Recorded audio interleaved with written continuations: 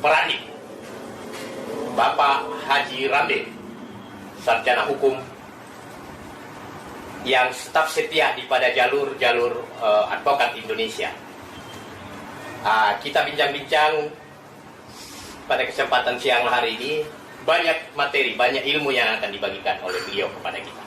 Baik Pak Rambe, ini kira-kira ini dengan banyaknya organisasi advokat ini, apa yang kira-kira sebagai Ketua Umum Peradi yang bisa kasih gambaran dan masukan tentang ini? Banyaknya organisasi advokat yang marak sekarang ini, kalau dapat kita inventarisir sudah hampir 50 organisasi. 50, luar biasa. Yang 50 itu semua memiliki legalitas sebagai organisasi yang sah diakui oleh undang-undang. Kecuali Peradi, saya belum ketahui apakah mereka sudah dapat. Ada berapa Peradi, Pak? Peradi ada, terakhir saya mendengar dapat 7, tapi yang beredar adalah 6. Ya, dari semua itu sepertinya belum memiliki legalitas yang sah menurut undang-undang ataupun menurut organisasi profesi ataupun organisasi kemasyarakatan.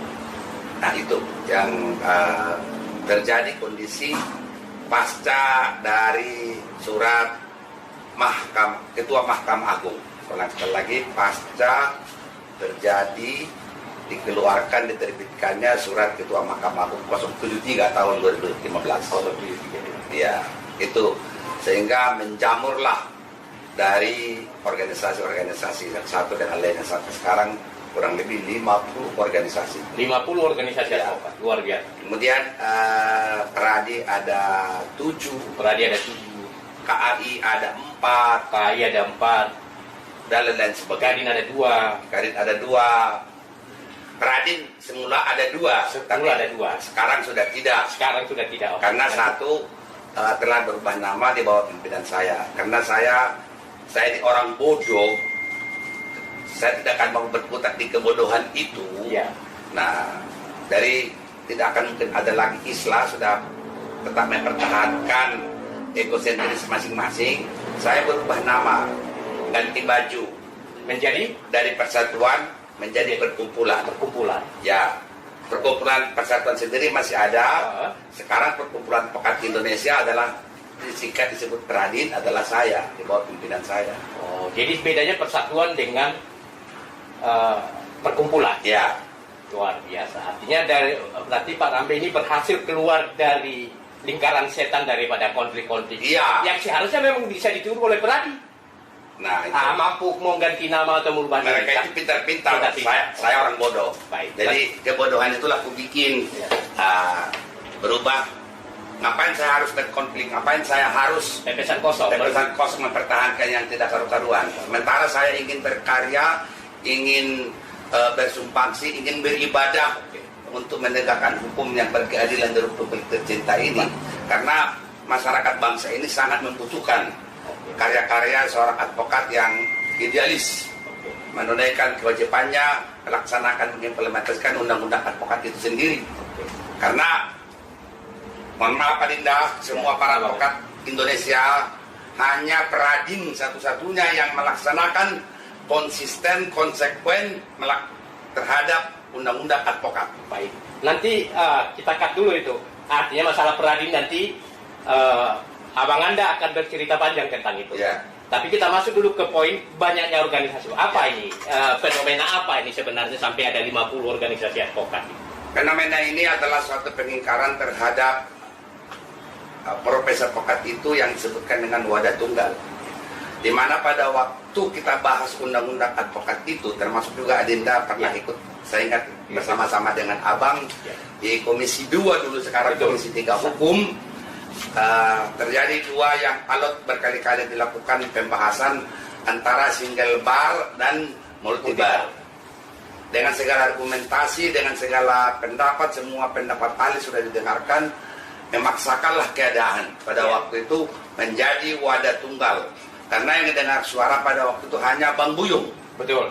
Nah, sementara suara saya sendiri didengar tapi tidak pernah diperhatikan. Betul. Nah, di situ saya lontarkan kata-kata bahwa jika undang-undang advokat ini menjadi single bar, inilah kehancuran profesi advokat Indonesia. Karena di dunia ini tidak akan pernah ada, belum ada pernah namanya single bar. Amerika aja pada waktu itu 3.000 asosiat yang ada di Amerika. 3.000 pada waktu tahun 2000 itu. Belum 3 itu. Kita inventarisir dan saya tunjukkan persentasenya dengan slide bahwa jumlah asosiat di Amerika itu 3.000-an. 3.000. Nah, apalagi kita ini, mana mungkin kita lakukan satu. Argumentasi saya kedua, bahwa kita sudah melalui perjalanan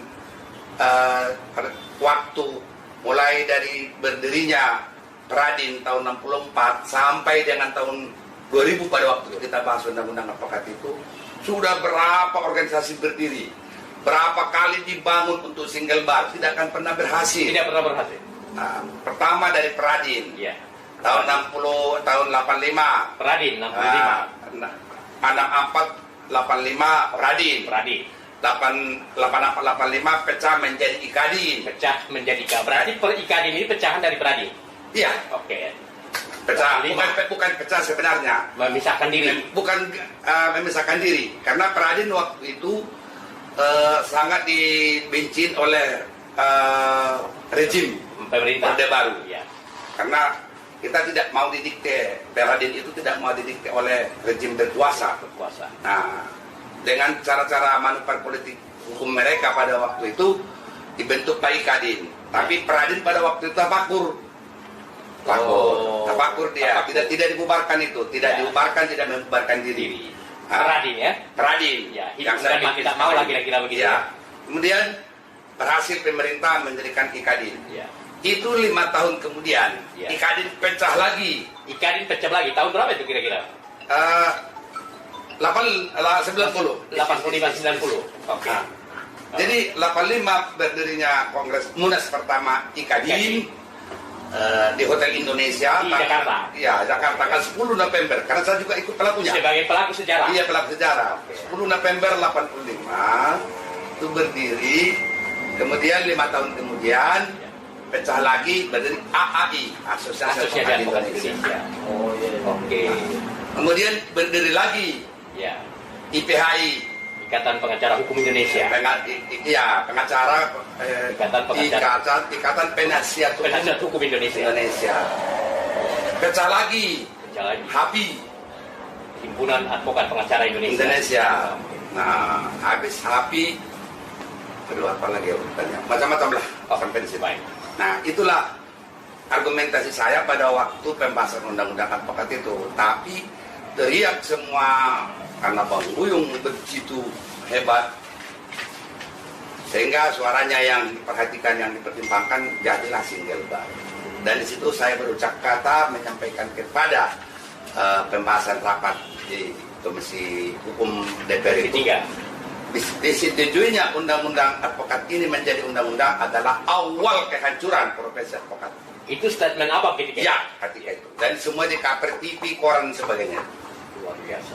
Ya. Nah, kemudian pada waktu saya diwawancarain, alasan saya mengatakan demikian itu karena saya langsung diserbu oleh wartawan. Saya katakan, nanti undang-undang advokat ini banyak yang akan disalib, menyalip akan terjadi. Udah prediksi apa berarti Iya, sebelumnya itu? akan terjadi. Akan tersalib, menyalip akan terjadi. Nah, waktu berjalan seiring semua sudah berlalu, disahkannya undang-undang advokat 2 tahun kemudian setelah diundangkannya undang-undang advokat itu diberikan tenggat waktu untuk membentuk undang-undang, membentuk wadah tunggal dimaksud dengan cara seperti yang diatur dalam undang-undang advokat itu musyawarah didirikan, munas musyawarah nasional advokat Ya. untuk mendirikan organisasi yang baru ini sesuai dengan mandatori undang-undang advokat. Sudah lewat tenggat waktu 6 bulan, Ya. itu tidak pernah terselenggarakan, tiba-tiba muncullah Peradin. Oke. Jadi secara setelah undang-undang disahkan 2 tahun, Ya. disahkan menjadi undang-undang, Ya. diberikan waktu 2 tahun. 2 tahun. Nah, ini sudah lewat 6 bulan Ya. dari disahkannya undang-undang Undang-undang. advokat, belum berdiri, tapi tiba-tiba Organisasi tunggal ini. organisasi tunggal, tapi tiba-tiba muncullah Peradin. Peradin. yang disepakati oleh waktu itu 8 organisasi. 8 organisasi, bukan melalui Munas menurut Bukan undang-undang melalui advokat. melalui akte notaris. Iya, mereka rame-rame Rapat. bikin notaris. Nah, itulah masalahnya. Nah, saya potong sedikit Bang. Artinya kan dulu undang-undang advokat yang disahkan sekarang yang dipakai sebagai undang-undang advokat sekarang kan Abang juga salah satu penggagasnya menyampaikan ke Bang Adnan Buyung Nasution. Bang Adnan Buyung Nasution kemudian tegas-tegaskan Abang Taufik Basari sekarang anggota DPR itu yang kemudian terus berkomunikasi ke DPR RI. Bagaimana proses sampai kemudian itu memang apa gejolak atau diskusi yang sangat keras terhadap undang-undang yang advokat yang sekarang dipergunakan itu. Apa ini gagasan itu? Mungkin bisa jadi karena Abang kan menjadi mitra taktis dan strategis Bang Adnan Buyung ketika itu. Ya. Bisa Abang ceritakan itu supaya para advokat-advokat muda itu memahami proses pergeseran dari tidak adanya undang-undang advokat sampai kemudian disahkannya undang-undang advokat. Ya, awal mulanya gagasan tentang pembentukan undang-undang advokat ini adalah dari usulan pemerintah sebenarnya. Dalam hal ini Menteri Kehakiman pada waktu itu Muladi. Berbincang-bincang kita melakukan sedemikian rupa komunikasi, kita jalin hubungan baik yang semula bahwa pemerintah dengan advokat itu, apalagi organisasi advokat, sangat bertentangan satu dengan lainnya, tidak pernah seide. Tapi berhubungan karena sudah orang akademisi, Menteri Kehakiman waktu itu Pak Muladi. Nah, inilah terjalin hubungan komunikasi dan sebagainya kita bentuk sehingga pemerintah melalui Menteri Kehakiman meminta membuat draft undang-undang advokat. Ada istilahnya pada waktu itu, kalau sekarang saya tidak tahu apa istilahnya. Draft 1, draft 2, draft 3 dan seterusnya. Nah, tangan saya inilah pertama menulis draft undang-undang advokat yang sekarang ini, Pak. Ya, sekarang ini. Tangan saya pertama kali diminta oleh Menteri Kehakiman karena pada waktu undang-undang advokat ini atas hubungan Bang Buyung dengan Menteri Kehakiman Muladi waktu itu saya mediasinya. Nah, sehingga karena saya mediasi antara pemerintah dengan organisasi, sehingga posisi saya, jabatan saya selaku ketua bidang pendidikan dan pembinaan IKADI. Nah, makanya saya diberikan tugas untuk itu. Saya paret-paret lah mulai segala sesuatunya. Luar biasa. Berarti draft konsepnya itu awalnya dari Abang? Ya. Pada saat itu Abang juga masih kuliah pasca sarjana di UI. Nah, coba di sana dari segi ilmiah yang disebutkan dengan sekarang itu namanya naskah akademis. Belum akademis. Baru naskah. Oke. Naskah dulu kita susun, mana arahnya, kepentingan dan sebagainya. Baru setelah selesai naskah, saya presentasikan beberapa kali seminar di pasca sembari kuliah. Baik. Barulah keluar akademisnya, naskah akademis. Itulah namanya naskah akademis. Naskah akademis. Tapi ini draft sudah masuk ke DPR. Naskah nyusul. Nah, naskah ini sebanyak 65 pasal kita masukkan, itu saya serahkan di Sekretariat DPR untuk disampaikan ke Komisi Hukum. Tapi sampai disetujui undang-undang menjadi undang-undang advokat itu, naskah yang saya ajukan itu tidak pernah dipakai. Artinya kemudian ada kelompok-kelompok lain kemudian datang memberikan revisi lagi terhadap naskah akademis. Oke, kita nggak usah bincangkan karena Abang sudah ada. Nah, masuk lagi ke tadi Bang, bahwa Abang setelah itu kemudian setelah terbentuk undang-undang advokat, kemudian terbentuklah peradi yang disepakati oleh 8 organisasi di puncak, menandatangani akte notaris, kemudian terbentuklah peradi. Nah, kira-kira apa waktu itu Bang? Setelah terbentuk peradi itu, bagaimana kelanjutan daripada organisasi yang lain setelah peradi terbentuk? Dan apa yang dilakukan peradi ketika itu? Dengan terbentuknya mereka deklarasikan peradi itu yang sebagai wadah tunggal dengan cara-cara mereka, sehingga demikian itu bagi saya pribadi ataupun teman-teman yang saya bersama dengan saya sangat tidak setuju. Kenapa? Karena itu sudah melanggar hukum.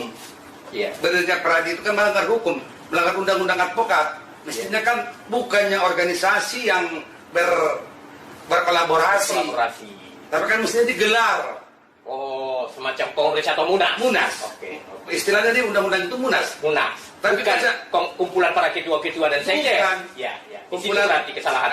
Ini. Jadi disinilah mulai kita ini kok penegak hukum pasal 5 Undang-Undang Advokat, tapi kenapa langsung melanggar hukum?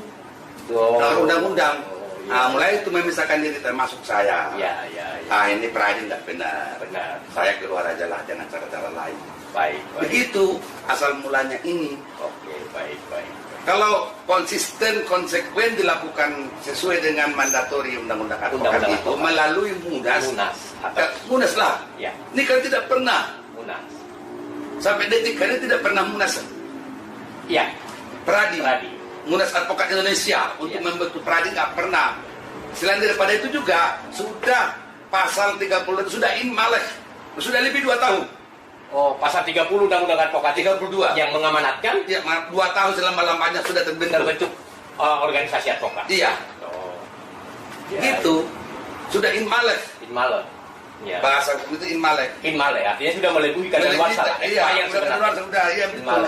Jadi dengan demikian pasal 30 itu sudah tidak berlaku lagi. Automatically dengan pasal 28 wadah tunggal itu pun sudah tidak ada lagi. Nah, kenapa harus mempernyatakan diri kita harus wadah tunggal dengan sebutan ini kan gitu. Nah, jadi sehingga disinilah salah satu pelanggaran hukum yang dilakukan oleh organisasi profesi advokat sendiri, organisasi advokat. Kok melanggar hukum? Tidak pernah ada munas. Sesuai dengan pasal Undang-Undang Advokat itu terbentuklah Pradi. Nah, berarti setelah kemudian terbentuk Pradi, artinya abang bagian yang tidak setuju karena kesepakatan ketua dan sekjen partai yang dituncang tadi di atas notaris tidak sesuai dengan amanat daripada Undang-Undang Advokat, kemudian abang melakukan gerakan kembali, berarti kembali ke IKADI. Ya, melakukan konsolidasi organisasi IKADI. Kemudian dari situlah kemudian abang menggagas, memberikan masukan ide, kemudian terbentuknya atau diadakannya Kongres Advokat Indonesia. Kira-kira abang bisa jelaskan sampai kemudian artinya tidak Pradi dianggap tidak legitimate, kemudian kembali ke Pradi melakukan konsolidasi, kemudian terbentuk kemudian Adnan Buyung dan abang waktu itu juga salah satu penggagas kita bersama untuk itu melakukan Kongres Advokat Indonesia. Sebenarnya tidak demikian. Gimana? Kita masih berikan kesempatan peluang kepada rekan-rekan advokat waktu itu yang mengatakan dirinya pengurus DPN Pradi agar supaya diluruskanlah sejarah, dibuatlah perbuatan yang halal untuk mengesahkan, mengelegitimate Pradi itu. Ini loh kami sesungguhnya melalui Munas. Karena saya kembali tetap di Kadin, di pangkalan Kadin, maka 2 tahun kemudian di Kadin waktu itu umumnya Otto Hasibuan juga dia terpilih, mereka pilih bukan terpilih ya, mereka pilih si Otto itu ketua umum DPN Pradi. Dengan harapan kita pada saat Munas di Kadin di Balikpapan 2007 ini ada kesadaran pihak masing-masing ingin meluruskan perbuatan, menghalalkan yang haram dan sebagainya. Tapi yang terjadi bukan demikian. Munas di Balikpapan itu. Kalau salah kan juga ikut. Ikut. Pecah lah di sana Ikadin juga. Itulah kemudian Ikadin menjadi 2. Ikadin menjadi 2. Ikadinnya Teguh Samudra dan Ikadinnya Otto Hasibuan. Nah, setelah itu kekacauan keadaan yang demikian itu sudah terjadi di tubuh sebagai penggagas, sebagai power daripada organisasi profesi advokat yang lebih besar adalah Ikadin. Pecah 2, maka inilah terjadi kekisruhan. Maka adalah gagasan, kita gagaslah suatu kekuatan untuk meluruskan sejarah, meluruskan tujuan, kebaikan dan sebagainya, bahwa kita ingin melakukan membangkit kembali Pradi yang sudah tafakur pada waktu itu beberapa puluh tahun sebelumnya. Nah, dengan adanya gagasan membangun kembali Pradi awalnya membangun Pradi kembali. Terjadilah kristalisasi untuk membangun Pradi, sehingga gagasan untuk jadi Kongres. Di Pradi itu sampai sekarang Kongres, bukan Munas. Tidak memakai istilah Munas, tapi memakai Kongres mulai di berdirinya 30 Agustus 1964 di Solo. Itu bukan Munas, itu Kongres. Nah, makanya abang dari Pradin dari KI Kadin menggagas ide dari Pradin itu melakukan kongres. Memakai istilah Kongres. Abang sampaikan kepada Bang Adnan Buyung. Adnan Buyung, semua rekan-rekan advokat ketika itu. Termasuk Kadinda pun ikut waktu itu di kantornya siapa Lubis itu? Todung Mulai Lubis? Bukan, setelah EPH itu. Presiden Indra Lubis. Rapat-rapat di hotel-hotel, segala macam. Nah, jadilah semua pada sepakat, udah oke semua, tentukan hari H, jadilah kongres. Tiba-tiba Bang Buyung waktu itu one team press, tidak aktif dan sebagainya. Dalam kongres itu sedianya diagendakan 2 hari apa 3 hari ya? 3 hari. 3 hari diagendakan. Kok ini hanya kongres beberapa jam? Ya. Betul. Jam 3 udah selesai. Dari pagi jam 3 udah selesai. Ya. Ya, dari pagi sampai jam 3 udah selesai. Udah selesai kongres. Ya. Nah, ini kan suatu pengingkaran, berarti itu hanya perbuatan yang sia-sia. Nah, lahirlah bukan yang dipakai Pradin, tapi KAI, Kongres Advokat Indonesia. Nah, pada waktu itu abang dikasih jabatan ketua bidang apa lupa saya lalu. Tapi saya tidak pernah pedulikan itu karena saya lihat kongres ini adalah kongres yang asal-asalan, tidak bermutu.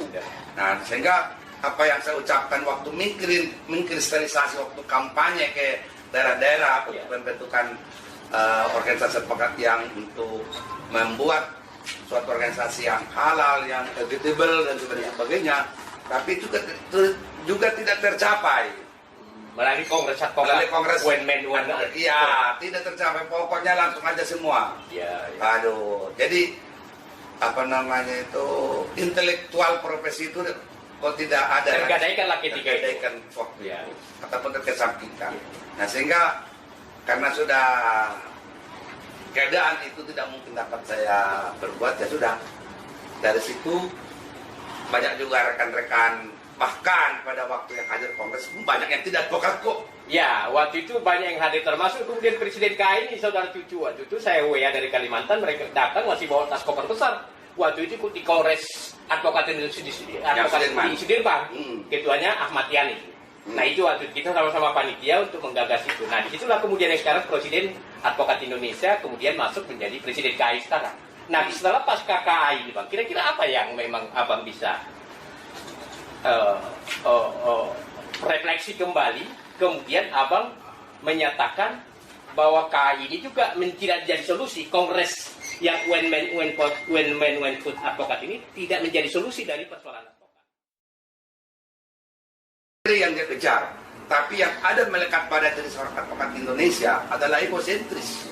Oh, egosentris. Masing-masing advokat egosentris. Dan berdirinya Kongres Advokat Indonesia demikian itu saya perhatikan. Saya cuma hanya 2 minggu. Ya. 2 minggu berada di KAI. Iya. Oke. Minggu kedua saya sudah pamit kepada semua rekan-rekan. Indra Sanulubis. Saya katakan hati saya sesungguhnya tetap ingin bersama berjuang dengan rekan-rekan yang ada di KAI ini. Akan tetapi prinsip-prinsip apa yang saya lakukan kristalisasi untuk mendirikan KAI ini kok semua diingkari. Ya. Semua apa yang kita katakan diabaikan. Jadi oleh karena itu ini bukan jiwa saya di sini. Ya.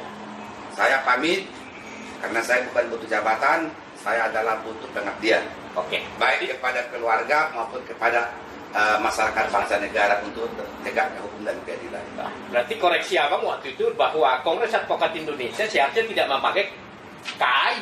Bukan. Ini harusnya Pradin. Itu komitmen awal dibangun. Ya, itu awal. Yang kedua kemudian mekanisme dalam Kongres Advokat Indonesia yang dibikin dari pagi selesai sore jam 3, karena saya juga dan Abang juga pelaku di situ, itu tidak sesuai dengan mekanisme-mekanisme yang Abang harapkan. Iya. Dengan itulah kemudian Abang menyatakan menarik diri dari pengurus DPP pimpinan Indra Sanulubis ketika itu. Iya. Nah, setelah kemudian Abang keluar 2 minggu setelah kita dilantik menjadi pengurus DPP, Abang kemudian melakukan langkah-langkah apa setelah itu? Setelah saya mengundurkan diri dari KAI, ingin kembali lagi mengkristalisasi, dan banyak juga advokat-advokat senior tetap mempertahankan paradigma ini harus dibangun untuk mempertahankan hito advokat 64. Karena pada waktu tahun 64 itu Hito 64 ya? 64. Oke. Karena Hito 64 itu sebenarnya mereka juga ada beberapa organisasi advokat bergabung menjadi satu, Peradin. Peradin. Iya, Peradin. Setelah mereka deklarasikan Peradin itu. Peradin ini. Kalau dulu sebelumnya itu akan ada Bali Advokaten, Oke. ada Sumatera Advokaten, Advokaten. ada Yong Advokaten. Yong Advokaten. Oh, itu yang kemudian bergabung dalam Peradin itu? Peradin. Luar biasa. Hmm. Oke. Nah, di situ karena pada saat mereka terpecah-pecah pada waktu itu begitu kejamnya PKI ataupun komunis, Iya, komunis. sehingga mereka ini bersatu padu menyusun kekuatan politik hukum terhadap organisasi advokat, maka mereka deklarasilah di Solo. Di Solo. Bukan di Jakarta. Kenapa di Jakarta nggak dapat mereka kuasain? Oh, tidak mendapat. Tidak ada nyaman, tidak dapat tempat di Jakarta, tahun 64 itu. Ya. Karena seluruh dikuasai oleh PKI. PKI. Tapi Ya. namun begitu, walaupun apapun yang terjadi, Iya. mereka tetap deklarasi di Solo. Peradin ini. Peradin ini Tahun 64 Agustus. 64 30 Agustus. Peradin tetap mendeklarasikan diri dari advokat Iya. Ambon, advokat Batak, Iya. advokat apa, itulah yang kemudian terdiri dari Peradin itu. Iya. Nah, kemudian itulah yang kemudian Abang semangat itu yang kemudian akhirnya Abang mendorong membentuk Peradin kembali, Iya, membangun kembali. membangun Peradin setelah Iya. keluar dari KAI. KAI. Nah, kita cut dulu masalah Peradin. Nanti Abang mungkin cerita tentang panjang lebar karena kita paham bahwa Peradin ini yang tetap setia eksis di jalur pendidikan kaderisasi advokat. Iya. Nah, kita cut di situ. Nah, ada satu pertanyaan poin. Kemudian ini kan ada tadi dari bincang-bincang kita mulai dari beberapa organisasi PHI, SPI, Peradi dan lain sebagainya. Ini persoalannya adalah multibar, single bar. Adakah solusi kemudian dari Abang sebagai tokoh senior advokat dalam proses menyelesaikan atau mensiasatilah katakan daripada undang-undang advokat itu? Sebenarnya mudah dan tidak susah. Mensiasati ini keadaannya sangat paling gampang. Pertama, kalau kita lihat kultur advokat Indonesia penuh dengan peninggalan kolonial Belanda dalam hukumnya. Oh. Sehingga mental para advokat sampai sekarang ini boleh saya katakan masih mental kolonial. Oke. Kenapa saya katakan mental kolonial? Karena egosentrisnya yang diutamakan mengumbar segala sesuatunya. Terlepas daripada materi yang dia kejar, tapi yang ada melekat pada diri seorang advokat Indonesia adalah egosentris. Oh, egosentris. Masing-masing advokat. Masing-masing advokat egosentris. Alhamdulillah saya tidak akan pernah mau di situ. Tapi inilah bagian yang tidak bisa dilupakan, tidak bisa lepas dari advokat Indonesia, egosentris ini. Kalau dirinya sudah menjadi seorang advokat, rasanya dia dunia ini sudah dunianya. Oh. Tidak lagi apalah yang dia menghalang-halangi baginya. Oke. Semua akan dia perlakukan apapun. Semua sabdanya adalah maha benar. Ini yang sesungguhnya yang keliru. Nah, hal-hal yang demikian itulah Bang lihat, sehingga saya harus kembali ke Hito Peradin 64. Oke. Berarti solusi daripada single bar atau multibar tetap Abang bertahan atau memberikan gagasan baru dalam hal ini untuk menyelesaikan persoalan konflik daripada organisasi advokat. Apa kira-kira? Apakah kemudian berupa federasi atau entah apalah yang kemudian apa kira-kira yang gambaran Abang untuk kemudian bahwa para organisasi advokat itu mau duduk bersama dalam hal menyelesaikan setiap permasalahan. Karena persoalannya begini, ketika kemudian satu advokat, katakanlah ada pengacara besar waktu itu dipecat oleh salah satu pengacara besar juga karena alasan kode etik, kemudian pindah ke organisasi lain. Begitu. Nah, itu akan terjadi sekarang juga banyak begitu. Ketika dipecat dari organisasi A, dia pindah ke organisasi B. Nah, ini menjadi problema dengan multibar seperti ini sekarang. Tidak ada acuan. Ada yang melaporkan klien misalnya ke organisasi A, dipecat dari sana, dia pindah ke organisasi. Ini kan menjadi problem yang sekarang yang kalau istilah istilah sekarang ini lompat-lompat pagar dan tidak tertib administrasi dan tertib etika. Kira-kira apa yang Abang kira-kira kasih gambaran tentang poin ini? Dua-duanya tidak dipakai. Karena apa? Kalau pada waktu naskah akademik yang kami ajukan dulu ke DPR, tidak begitu. Ya. Substansi yang diatur di dalam undang-undang advokat yang ada sekarang. Apa itu Pak substansi yang diatur? Substansi yang diatur dalam undang-undang advokat ini di sini adalah perlu pengawasan Oke. yang independen dan terorganisir. Ya. Perlu pengawasan independen dan Terorganisir. Oke. Artinya bukan seperti masuk walaupun substansi yang ada di undang-undang advokat itu ada komisi pengawas, mana berfungsi. Tapi yang dimasukkan naskah akademik yang kami usulkan ke DPR waktu itu tidak demikian fungsinya. Artinya komisi pengawas yang independen itu dibentuk oleh undang-undang. Oh, dibentuk oleh undang-undang. Undang-undang. Bukan organisasi advokat. Bukan. Oke. Oh. Nah, dibentuk oleh undang-undang itu di situ ada lagi penjabarannya pasalnya itu. Ya. Substansinya mengatur dibentuk oleh undang-undang itu dari semua unsur. Oke. Jadi sehingga nanti ini betul-betul independen bisa berjalan sebagaimana mestinya. Yang menjadikan yang disebutkan dengan apakah itu dewan, apakah itu forum, apapun sebutannya, tapi ini yang legitimate sesungguhnya disinilah untuk membangun berdirinya profesi advokat ini yang sangat terhormat dan officium nobile. Itulah naskah yang kami usung. Bukan seperti substansi yang ada sekarang undang-undang advokat mana ada. Pasal lebih pasal, coba kita perhatikan teknik pembuatan undang-undang. Itu bab 1 dengan bab berikutnya harus nyambung. Undang-undang advokat coba lihat bab 1 bab seterusnya nggak ada yang nyambung itu. Apalagi di dalam bab itu ada pasal 1 atau pasal berikutnya. Itu nggak pernah nyambung ini semua.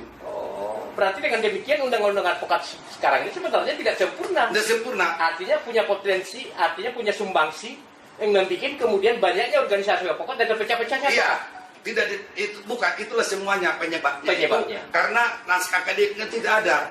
Saya ingat betul tahun 2011 uji materi di MK. Saksi ahlinya itu saudara Yusril Ija Mahendra. Saya cuma satu pertanyaan saya. Pada waktu itu dia sebagai menteri kehakiman. Saya tanya, apakah naskah undang-undang advokat ini memiliki naskah akademik? Tidak. Nah, selesai. Kalau kita sudah suatu undang-undang tidak memiliki naskah akademik, berarti kan tidak ada muatan ilmiahnya. Kajiannya tidak ada. Tidak ada kajian yang benar. Oke. Berarti terburu-buru sebenarnya undang-undang. Bukan terburu-buru. Karena pada waktu 2002 itu dibahas, anggota dewan itu termasuk almarhum Profesor Sayatapi. Dia sepakat dan dengan saya juga duduk berendeng dengan beliau itu pada waktu dikatakan ini undang-undang apa yang dibahas. Udah ngomong dia naskah akademiknya nggak ada. Karena naskah akademik itu saya kasih langsung kepada beliau. Ditanya, saudara dari mana? Saya bilang saya mahasiswa UI. Oh, masa situ ini mahasiswa UI? Saya di pasca Pak. Baru dia terima. Dia baca. Berarti sebenarnya Profesor Sayatapi segagasan dan seide dengan abang. Iya, waktu itu. Nggak lama kemudian dia mengundurkan diri jadi anggota dewan. Nah, itu jadi sehingga undang-undang advokat ini boleh termasuk dikatakan undang-undang gagal. Termasuk produk undang-undang gagal. Maka produk-produknya pun pasti banyak hal-hal yang itu tidak halal lah artinya. Iya. Dan dari sekian undang-undang yang dibuat oleh Dewan yang Mulia, yang Maha Agung di DPR sana, antara lain undang-undang advokat ini tidak ditandatangani oleh eksekutif ataupun presiden sampai detik hari ini. Sampai detik hari ini. Jadi berlakunya undang-undang advokat itu otomatis karena waktu yang ditentukan oleh amandemen Undang-Undang Dasar 45. Karena amanat Undang-Undang Dasar 45 kemudian kebutuhan daripada undang-undang harus ada undang-undang advokat ini. Tapi secara yuridis formalnya sebenarnya banyak hal yang pertama ada pembahasannya, kemudian kedua pasal-pasalnya bertolak belakang satu dengan lain, terus kemudian dalam rangka penetapan kemudian dia untuk berlaku di seluruh ini ternyata tidak ditandatangani masuk dalam statuta negara. Bukan demikian. Statuta negara bukan demikian. Undang-Undang Dasar 45 itu kan mengamanatkan tentang suatu peraturan perundang-undangan. Betul. Jika undang-undang itu telah disetujui DPR, diajukan ke eksekutif untuk diundangkan. Melalui lembaran negara. Iya, dalam tempo waktu. Kalau salah 30 hari berapa hari lupa saya. Demikian. Nah, ini sudah lewat waktu tenggat waktu yang ditentukan oleh amandemen Undang-Undang 45 ini belum ditandatangani Megawati pada waktu itu presiden sampai sekarang. Tidak tertandatangani. Tidak, tapi automatically menjadi undang-undang. Masuklah lembaran negara. Ya, karena ada memang kalau tidak tangan presiden, maka otomatis dalam waktu tenggang 3 bulan apa sebulan dia berjalan menjadi undang-undang. Oh, ada cacat yang sebenarnya, ada cacat yuridis lah sebenarnya itu. Udah cacat. Jadi undang-undang apa kita undang-undang gagal. Iya, undang-undang gagal. Oh, itu lihat pasal 28 gagal, pasal 32 gagal. Pasal komisi pengawas gagal. Tentang pendidikan advokat gagal. Sudah lebih banyak substansi gagalnya daripada dia menjadi payung ambrale daripada semua organisasi. Iya. Pasal 22 lebih gagal lagi. Apa lebih biadab. Advokat 22 itu apa lebih biadab? Kenapa Bang bisa mengatakan itu? Mana ada advokat yang melaksanakan pasal 22? Kecuali hanya 10%. 22 itu tentang boleh jabarkan. Advokat wajib memberikan bantuan hukum cuma.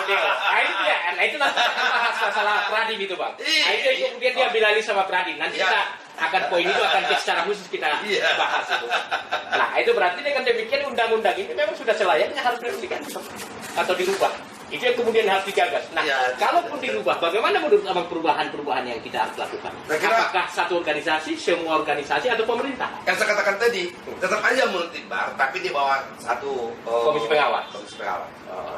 Ataupun semua segala profesi, ada profesi hakim, profesi jaksa, profesi polisi, apalagi yang tidak punya etika, kode etik, komisi kode etik kan cuma advokat. Ya. Secara nasional. Ya. Yang yang ada parsial. Betul. Hanya organisasi advokat punya komisi politik nggak ada. Nah, kalau ini mestinya digagas dibuat di dalam undang-undang revisi ataupun perubahan ini adalah dibuat satu dewan ataupun dibuat satu mahkamah advokat. Mahkamah advokat itu dari gambaran apa kira-kira apa ini? Bagaimana? Siapa di situ? Dan itulah naskah akademik yang kami usulkan pada waktu undang-undang advokat ini dibahas. Sudah diusulkan sama sudah waktu itu. Tapi ternyata tidak tertuang dalam undang-undang advokat ini. Iya. Harus ada mahkamah advokat yang bertugas khusus untuk baik mengurusin intern maupun ekstern. Oke. Karena organisasi advokat. Iya. Oke. Jadi nanti di mahkamah itu mungkin organisasi advokat masih baru berdiri, dia tetap harus diakomodir oleh mahkamah. Berarti advokat organisasi advokat tetap ada. Ada. Tapi ada mahkamah advokat. Itulah wadahnya ya. Karena di situ terbentuk idealisme profesi. Dan itu tidak ada di undang-undang advokat. Dihilangkan yang diusulkan dari apa? Naskah akademik yang naskah akademiknya. Berarti dengan demikian sebenarnya sudah ada solusi sebenarnya. Ya, kemudian tinggal undang-undang advokat yang kemudian dilakukan perubahan, mengundang para organisasi advokat untuk membentuk mahkamah. Sebenarnya nggak perlu itu. Cukup aja kesadaran, buang egosentris masing-masing advokat Indonesia ini. Ayo kita bentuk mahkamah advokat. Mahkamah Advokat Indonesia, MAI. Kenapa nggak lebih keren? Keren, sangat. Karena organisasi yang lain tetap hidup. Nah siapa kira representasi daripada setiap organisasi harus ada di mahkamah advokat ini semua representasi daripada. Oke, luar biasa. Ya luar biasa. Itu kita dalam substansi yang kita buat dalam naskah akademik itu waktu sudah ada itu representasi setiap organisasi, karena yang bertanggung jawab terhadap anggotanya adalah organisasi, bukan Mahkamah Advokat Indonesia ngurusin advokat. Itu tanggung jawab dari masing-masing organisasi. Iya. Oke, baik pendidikan. Semuanya. Ya. Nah, yang diurus dari Mahkamah Advokat ini apa aja nanti? Nah, termasuk maraknya perlindungan advokat itu sendiri. Sekarang ini advokat banyak korban bergentayangan di mana-mana, ditangkap, ditahan, bahkan dibunuh. Betul. Banyak juga advokat bajingan. Dan banyak juga pura-pura advokat. Banyak seperti kita ketahui beberapa tahun yang lalu. Kok masa seorang hakim ngelibas majelis Jakarta Pusat? Itu kan bukan perilaku advokat, perilaku preman, itu bandit.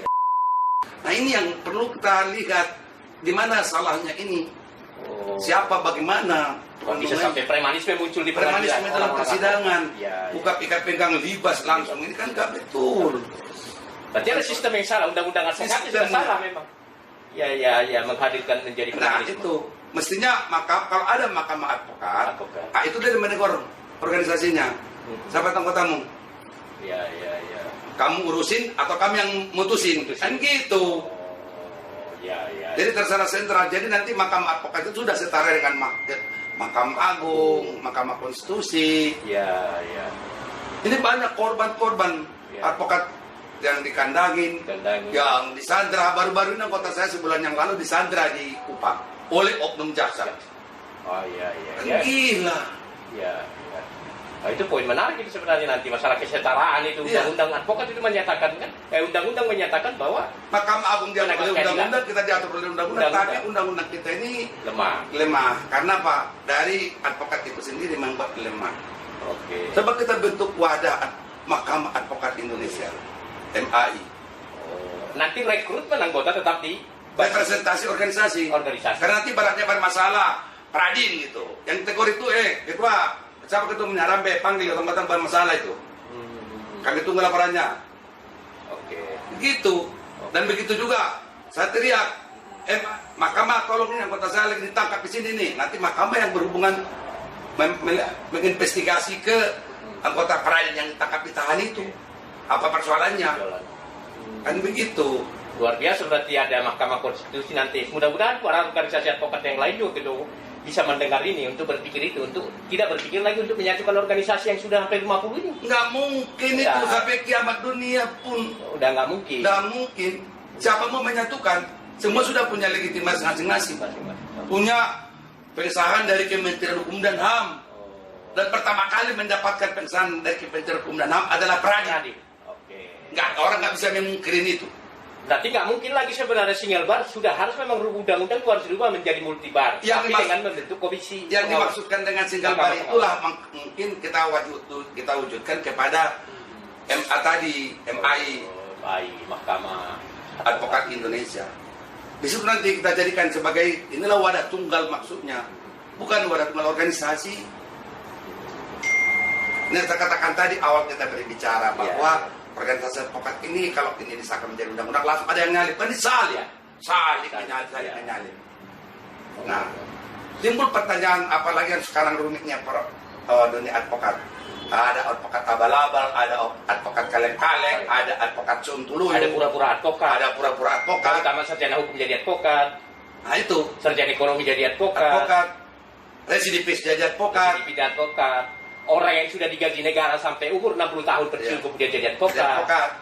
Sebenarnya sudah dibiayai negara sampai umur 65 tahun. Nah ini juga macam problem di dalam profesi advokat yang ada sekarang ini, karena semua ini adalah perusak citra advokat pada awal pasca sarjana undang-undang advokat ini disahkan menjadi undang-undang. Berarti dengan demikian statement Abang untuk undang-undang harus memang dilakukan perubahan. Baru di situ kemudian naskah akademisi bentuk mahkamah. Sebenarnya Dinda, undang-undang advokat merubah undang-undang sangat sulit karena kita berbicara peta politik hukum. Itu mungkin ada beberapa ataupun kehendak orang lain supaya advokat ini tetap tercederai, lemah. Kalau kita saling menyadari, kita membuang egosentris masing-masing. Ayo kita kumpul. Ketua umum sama sekjen ya sebenarnya kan bisa. Usah kumpul siapa aja, ayo representasi. Oke. Bentuk mahkamah. Gitu. Mahkamah itu dia punya nanti di sana ada majelis kode etik, ada majelis pengawas, ada majelis pembinaan, ada majelis ini, ada majelis itu. Tapi yang menjadi fungsi organisasi advokat jangan diambil di Mahkamah Advokat Indonesia lagi, kira-kira kan proses pembinaan, rekrutmen, pendidikan, semua di sana, semua di organisasi advokat itu. Oke. Kalaupun baratnya ada organisasi advokat, ini advokat, bayangin dia dirikan organisasi advokat untuk mengangkat dia menjadi advokat. Ada? Iya, ada. Iya betul. Itu saya ingin tadi mau tanyakan. Ada itu. Dia bikin organisasi hanya untuk menginikan dia. Atau kebetulan dia menangani kasus yang bikin organisasi advokat. Karena gampangnya Kementerian Agama mengeluarkan ketika legalisasi ini. Iya betul. Mana yayasan pun sekarang mengajukan sumpah ke pengadilan tinggi sudah bisa. Yang penting ada legalitas. Kalau yang namanya organisasi advokat itu kalau nggak salah hanya 8. Maaf, 10 sudah habis. Kosakata pakai advokat itu sudah habis. Paham nggak? Belum. Iya. Nama seluruh dunia ini untuk sistem Bakum Kementerian Hukum dan HAM itu 10 kosakata sudah habis. Tidak bisa lagi. Jadi baratnya kalau saya pakai ada organisasi baru sekarang saya dirikan baru nih yang pakai advokat, itu sistem menolak. Karena sudah terpenuhi. Kosakata sudah habis. Sudah penuh. Sudah habis. Sudah habis. Tapi kali dibikinlah Persatuan Advokaten. Advokaten kan bukan advokat. Bukan advokat. Iya. Dibikin lagi Poperindo, pengacara. Pengacara itu siapa? Tidak ada undang-undang dikenal advokat. Undang-undang kan memakai kata advokat. Pengacara kan tidak diakui sebagai profesi. Advokat yang diakui. Advokat yang diakui. Undang-undang advokat nomor 18 tahun 2003. Iya. Tapi yang 40 itu kosakata yang dapat dibenarkan di situ sistem dalam Sistem bakum hanya 10. Kalau berarti yang ke-11 bagaimana? Dia sudah nggak bisa lagi pakai advokat. Ya kalah-kali lah. Iya. Begitu kencangnya, begitu hebatnya dulu saya berjuang mempertahankan profesi advokat ini, officio nubile. Makanya saya dirikan 3 organisasi sekaligus. Apa itu? Persatuan Advokat Indonesia saya ganti menjadi perkumpulan. Terus kemudian saya dirikan Gradin, Gerakan Advokat Indonesia. Terus saya dirikan lagi sama ibu ini, namanya Pawin, Perkumpulan Advokat Wanita Indonesia. Itu aja sudah 3, tinggal orang lagi 7. Pakailah itu KAI 3 ya, KAI. Yang punya badan hukum. 3, yang punya 3. 3 ya? 3 KAI punya badan hukum, 3-3-nya itu. Yang satunya enggak. Baru Ikaninmu. Ikaninmu juga sudah ada pengesahannya itu. 2. Saya telepon si Rido waktu itu. Iya. Urus itu badan hukumnya. Habis sudah 10, ke-11 sudah nggak ada lagi boleh pakai kata-kata advokat. Sementara ada 50. Dengan 50 itu tadi ada Persatuan Advokaten. Lolos tadi ya.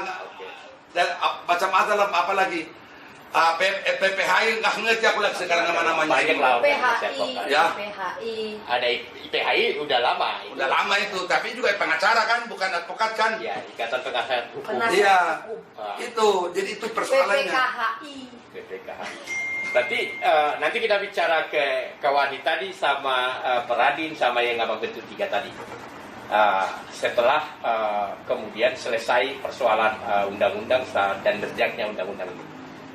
Nah saya pikir itu dulu untuk bicara ini. Nanti kita bisa masuk ke masalah Penguasa Orde Baru mengkontaminasi, mendegradasi profesi advokat ini, bahkan dari semua perjuangan yang sudah abang lakukan, membangun organisasi, bikin kemudian coba kayu undang-undang advokat, kemudian abang Anda masuk kepada konklusi akhirnya membentuk Peradin. Dan ada 2 lagi tadi nanti bisa dijelaskan, ada Gradin, ada 1 lagi Kawin. Nanti bisa abang Anda. Tapi yang menarik adalah begini, bahwa di mata halayak advokat-advokat ini, Peradin ini masih ada 2. Nah bisa abang jelaskan nggak setelah abang kemudian mengambil keputusan Peradin harus dibesarkan sesuai dengan amanat tahun 64. Kira-kira abang bisa jelaskan nggak apa Peradin ini masih ada 21 orang paham adalah abang Anda Haji Rambe, 1 lagi yang di Kelapa Gading si Frans sekarang Hendrawinas. Sekarang tidak lagi Firman Wijaya. Firman Wijaya. Bisa abang Anda bisa jelaskan supaya pandangan para advokat muda di luar sana bisa memahami tentang keberadaan Peradin yang mereka selalu katakan masih ada 2. Peradin itu sebenarnya tidak ada 2. Peradin itu tetap 1. Seperti tadi abang jelaskan bahwa Peradin itu sejak berdiri tanggal 30 Agustus 1964 di Solo.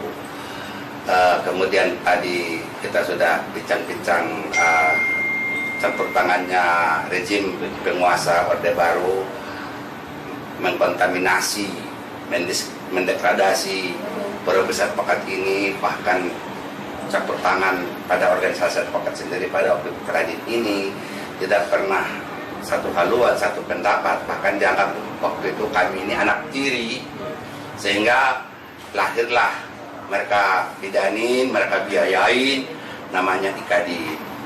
Nah, dengan berdirinya Ikadin, akan tetapi Peradin tidak pernah dibubarkan. Akan tetapi tafakur sampai 2008. Nah, dengan kisruhan waktu itu, organisasi advokat Peradin menyatakan dirinya dia wadah tunggal. Kemudian berdirinya lagi Kongres Advokat Indonesia, mengatakan dia pula yang benar. Padahal semua sesungguhnya itu dua-duanya sudah merupakan pengingkaran daripada undang-undang advokat itu sendiri. Maka sebagai organisasi tertua terjadilah kristalisasi dari tafakurnya pengurus-pengurus, maka kembali bangun memperingati ulang tahun ke-44 tanggal 30 Agustus 2008 di Hotel Sultan oleh para advokat-advokat senioren. Pada waktu itu masih ada Maruli Semorangkir, semualah masih ada Bang Buyung hadir pada waktu itu semuanya. Asegaf, kalau salah ini hadir ya? Iya, saya hadir. Waktu di Hotel Sultan itu. Sultan, ya, Nah, sejak itulah bangkitnya Peradin ini, kita bangun kembali, saya bangun kembali. Nah, sehingga pada waktu itu yang pengurus lama semasa tafakurnya tinggal 2 orang lagi pengurus Peradin. Yang 2 orang ini sama-sama ketua bidang. Siapa itu? Satu ketua bidang ketua DPP Peradin bidang organisasi Bang Buyung. Kemudian satu lagi ketua bidang pembelaan anggota Peradin Abu Bakar. Oh, Abu Bakar. Abu Bakar Dari Ambon ya? Enggak, Abu Bakar orang Padang. Orang Padang. Nah, ini yang 2 ini. Waktu itu posisi Pak Bang Buyung aktif sebagai one team press, dengan demikian ini dipakai sebagai pengurus. Nah, advokat Abu Bakar ini, beliau ini sudah sepuh sekali, bahkan pendengaran pun sudah dibantu dengan alat pendengar. Beliau masih menyanggupin dengan catatan bahwa dia sanggup melakukan dalam tempo 1 tahun. Oktober 2008 kami rapat waktu itu, dia menyanggupin untuk 1 tahun. Saya adalah ketua umum menyatakan diri sebagai transisi. Ketua umum transisi Peradin. Lanjutan dari Peradin 64. Ya, 64. Nah, akhirnya kita sepakat, kristalisasi terjadi, berjalanlah operasi, mulai kita mengadakan konsolidasi. Alhamdulillah waktu itu anggota kita masih ada sekitar 200 orang lagi. 200 orang lebih advokat senior di seluruh Indonesia yang sudah umurnya di atas 60 pada waktu itu. Nah, kita memakai sekretariat di sini, Jalan Daan Mogot nomor 19 C Grogol, Jakarta Barat ini. Kemudian posisi Abang waktu itu sebagai maaf, ada sedikit ralat. Selain daripada yang 2 tadi, sekjen itu juga sekjen yang lama masih ada, Pak Maruli Semorangkir. Oh, Pak Maruli Semorangkir. Nah, ini sekjen ini. Ya, Bang. Ya, nah, makanya seluruh segala sesuatu administrasi, inventarisasi warisan itu diberikan almarhum Bang Maruli kepada saya. Nah, ini yang jadi sehingga saya posisi salah satu ketua. Waktu di pengurus transisi itu salah satu saya ketua bidang organisasi. Kemudian waktu seiring berjalan sampailah waktunya 1 tahun menjelang Oktober, kongreslah kita di Tangerang. Oke. Tangerang. Di apa? Hotel apa? Di hotel atau di hotel? Oke. Hotel GSW. Ya, GSW.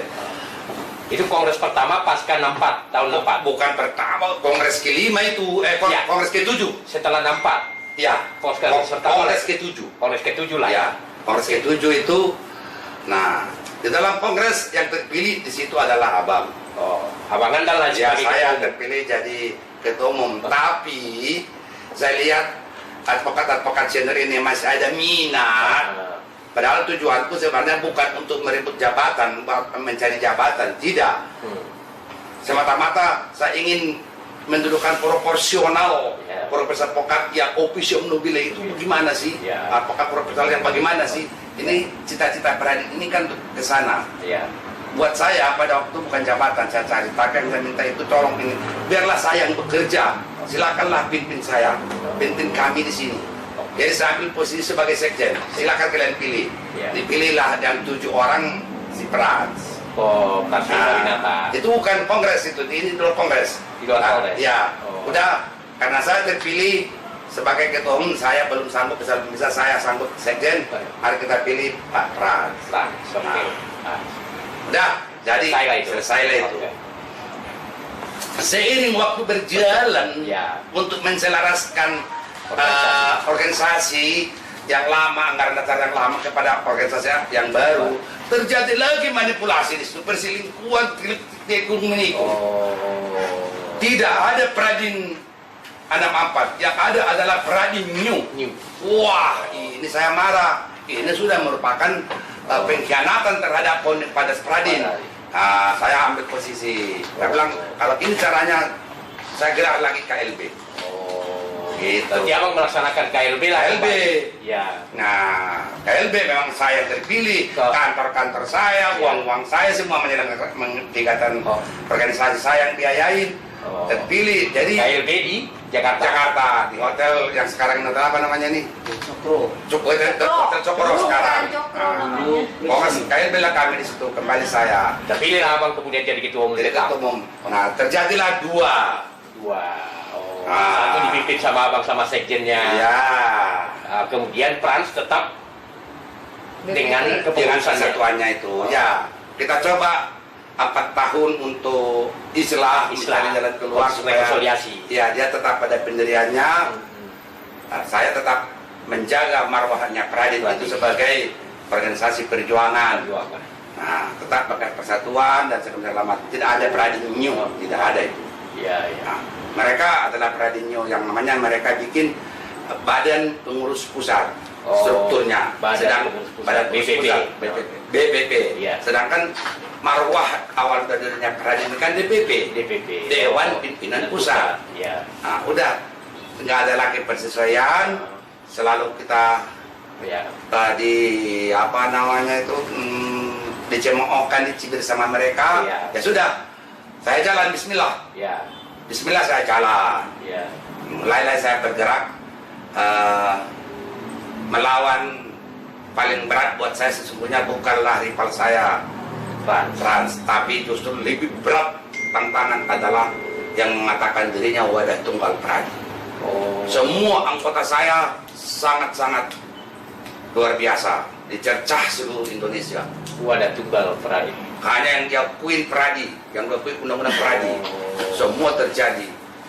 Tapi namun demikian saya tidak surut menantang keadaan itu semua. Satu-satunya hanya Pradin Advokat Ropa Undram BP yang bisa melawan kondisi keadaan demikian itu. Hegemoni dari Pradin itu. Hegemoni Pradin itu.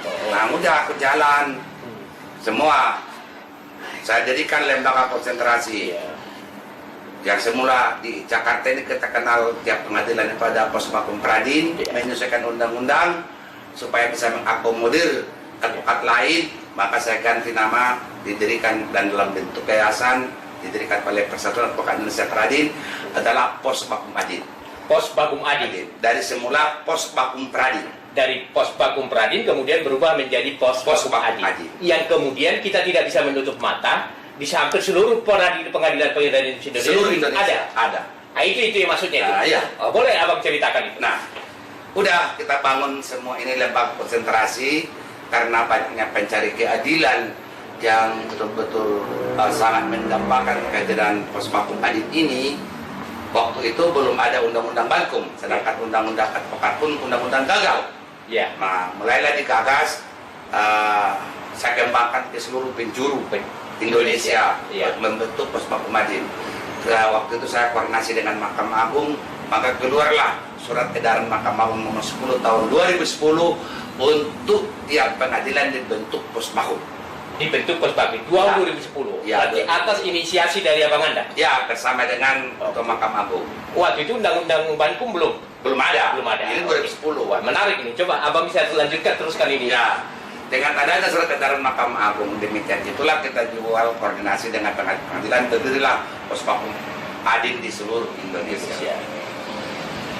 Dari sedikit demi sedikit terus berkembang sampai sekarang. Dan Radim bisa beracara hanya harus memakai atribut Posbakum Adin. Kalau pakai kartu advokat Radim pada waktu itu ditolak oleh pengadilan. Karena yang diakui wadah tunggal. Oh, tapi untuk Posbakum Adin tidak berlaku itu. Enggak berlaku karena kita MOU. Oke. MOU. Oke, baik. Itu saya bikin mensiasati keadaan yang undang-undang advokat ini. Undang-undang advokat itu. Baik. Nah, ini berjalan seiring dengan itu keadaan sangat mencekam. Mulai saya bergerak melakukan pendidikan. Banyak yang melamar ikut di Posbakum Adin itu dari Peradi, bikin surat kuasa pun nggak bisa. Wah, luar biasa. Tapi apalagi itu PKPA itu di Peradi Iya, sudah, mereka sudah advokat, saya punya berita acara. Oke. Tapi tidak bisa beracara apapun. Wah, luar biasa. Karena mereka tidak pernah beracara di pengadilan. Ya, hanya bentuk surat semua selama Iya. tidak punya kemampuan. Nah, tapi mereka melamar ke Posbakum Adin. Ya. Nah, inilah saya peralat sedemikian, mereka didiklah mereka. Lalu dulu Abang Meni dan termasuk Adinda ikut penggagas Lemdiklat Ikadin. Lemdiklat, Lembaga Pendidikan Advokat Ikatan Advokat Indonesia. Ya, ya kan, ikut kan? Betul, Pak. Nah, terus kemudian itu saya ganti itu Lemdikadin, saya ganti nama, berubah nama. Karena kalau yang punya legalitas itu kan saya. Ya, betul. Legalitas masih ingat kau ini wacana ya. Iya. Abang yang kemudian giat memperjuangkan itu terus. Ternyata abang kemudian dalam bentuk menarik itu kembali dari Kadin menjadi bikin lembaga pendidikan apa ini, Bang? Advokat Indonesia. Iya. Namanya LPAI. Lembaga Pendidikan Advokat Jadi Indonesia. LPAI. Ya, jadi izin-izinnya itu saya rubah. Izin-izinnya Lemdikadin itu saya rubah menjadi LPAI, Lembaga Pendidikan Advokat Indonesia. Menarik ini saudara-saudara. Ya. Nah, ini kegiatan yang satu ini karena erat hubungannya dengan dunia pendidikan, saya lakukan kerjasama dengan beberapa universitas dan termasuk Kemendikbud waktu itu. Iya. Nah, itu kita wacanakan sedemikian, kita susun semua kurikulum yang rapi, yang bagus, dan termasuk buku-buku panutan, buku-buku tuntunan, buku-buku referensi segala macam kita susun sedemikian rupa secara akademis Tentang pendidikan itu. Ya. Dan alhamdulillah itu berhasil sampai sekarang. Dan dicari orang pula bukunya. Luar biasa. Karena kita abang menulis buku hampir 30 judul. 30 judul. Untuk kebutuhan LPI tadi. Luar biasa. Praktek di MK, praktek di pengadilan negeri, praktek di militer, praktek semua sudah ada itu, tapi dalam bentuk muatan akademis. Oke. Nah, jadi sudah berdiri dua lembaga tadi. Posbakum Adin, LPAI, Lembaga Pendidikan Advokat Indonesia. Lalu, jadi semua sarana di Posbakum Adin saya penuhin dengan seragam atributnya. Oke, seragam atribut Ya. kartu Legalitasnya pun lengkap. Oke. Begitu juga LPAI. Iya. LPAI ini sangat-sangat dibutuhkan dunia keilmuan dan kemampuan keterampilan. Ya. Makanya anggota Peradin itu kalau sudah menjadi sekarang ini mereka dididik secara akademis, dididik mereka praktek langsung sidang di pengadilan. Karena kita nggak perlu magang-magang, langsung sidang di pengadilan. Berarti magangnya itu Langsung di Posbakum di Adin. Posbakum Adin. Luar biasa. Ya. Gitu. Ini pendekatan bagus dan pendekatan baru sebenarnya dengan dunia advokat. Iya. Yang tidak dilakukan oleh organisasi-organisasi Yang lain. lainnya. Oke, silakan. Kemudian dari dua lembaga yang sudah ada, timbullah terjadi pada waktu itu gencar-gencarnya gender. Oh, masalah wanita. Masalah gender. Oke. Nah, kemudian atas prakarsa rekan advokat gender ini, saya jelaskan semua pokok-pokok pikiran, saya sampaikan, segala macam. Jadi berarti Peradin sangat membutuhkan laboratorium tentang hukum kewanitaan. Sampai sekarang itu belum ada itu. Belum ada di seluruh Indonesia. Kecuali ada. Jangan bilang nggak ada, kamu dimarahin sama dia. Belum ada dulunya itu. Dulu sampai sekarang belum ada kecuali Pawin. Pawin. Apa Pawin? Pawin. Apa itu panjangan? Pawin Perkumpulan Advokat Wanita Indonesia. Pawin. Perkumpulan Advokat Wanita Indonesia. Satu-satunya di Indonesia. Di Indonesia. Ah, itu apa yang medan kerjanya? Membidangi tentang laboratorium, tentang kegiatan-kegiatan gender tadi. Barangnya dia sudah lakukan MOU dengan Kementerian Pemberdayaan Perempuan, Luar dengan biasa. KPAI dan segala macam. Ya. Itu membidangi ke sana Ya. sebagai lembaga konsentrasi Peradin. Ya. Oh.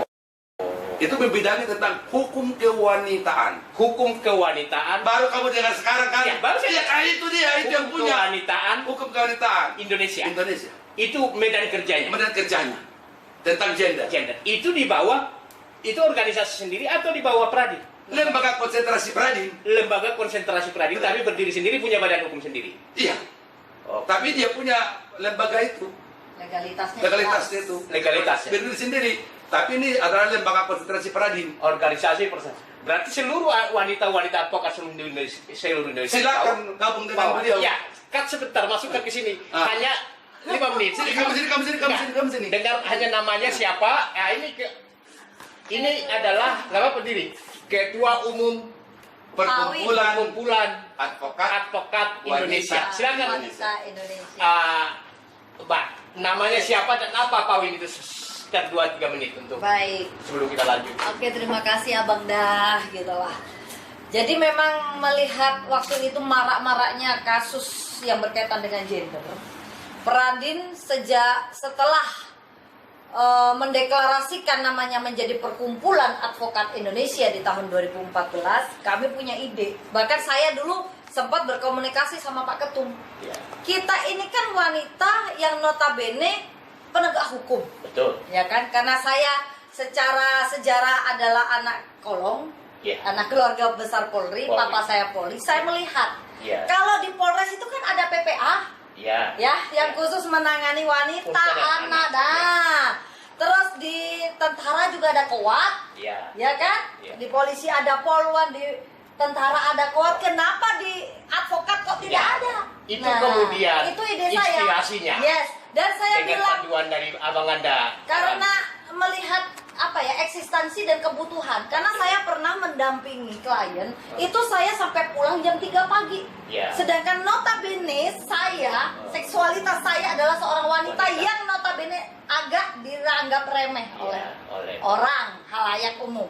Saya usul sama Bapak Ketum, saya usul deh penegak hukum yang notabene seorang advokat wanita, apalagi tolong diperlakukan sama seperti Polwan supaya bisa dipersenjatai. Karena medannya itu kan luas. Betul. Dan saya pun harus keliling ke daerah-daerah pedalaman sendirian. Ya, didiskriminasi. Yes, sebagai itu yang wanita. terjadi, Ya. gitu loh. Nah, sejak itu ditanggapin sama Pak Ketum, Pak Ropa Rambe, bahwa konsentrasi kita untuk penegakan hukum-hukum kewanitaan didirikanlah Pawin. Oh. Nah, sejak Pawin berdiri, automatically saya berpikiran dong, Ya. lembaga-lembaga yang ada di Indonesia, ya lembaga negara khususnya, yang menangani kasus anak siapa? KPAI. Kita bikin MOU dengan KPAI. Oh. Nah, terus yang khusus penanganan kekerasan seksual, korban-korbannya siapa? Ada lembaga negara, Komnas HAM bidang perempuan, yaitu Komnas Perempuan. Komnas Perempuan. Kita lagi MOU dengan MOU. Komnas, nah menjadi mitra Komnas Perempuan. Nah, setelah itu mengerucut lagi. Nah, siapa nih wadah negara yang melindungi kita-kita? Iya. Ada KPPA. Ya. Ya kan? Nah, Kementerian Pemberdayaan Perlindungan Perempuan dan Anak sudah there. Sudah ada Sejak MOU. tahun 2014 nama kita sudah bertebaran dan Sudah MOU. Yes. Ya, buat para advokat wanita di seluruh Indonesia, Anda masih bingung mencari tempat berteduh, wadah perlindungan atau wadah untuk berakselerasi bekerja bersama. Ini Ketua Umum Pawin. Pawin. Iya. Pawin. Perkumpulan Advokat Wanita Indonesia, di Namanya? mana nama Nama saya Ketua Umum. Advokat Erlin Cahaya Sugiyarti SHMH. Jangan ragu, silakan kontak Ibu Erlin. Erlin Nah, sebagai Ketua Umum Pawin. Pawin. Iya. Terima kasih. Kita kembali lagi bentuk oleh sebagai lembaga konsentrasi Peradin. Peradin. Tadi sudah dijelaskan. Nah, kemudian ada Gerakan. Gradin. Ya. Apalagi nih? Coba bisa dijabarkan semua supaya Setelah berdiri 3 lembaga konsentrasi Peradin, masih kurang. Karena Peradin ini kan hanya merupakan payung, umbrella, semua kegiatan. Dia kan hanya sebagai komando, sebagai leader. Perlulah di sini untuk laboratorium hukum, penelitian dan sebagainya.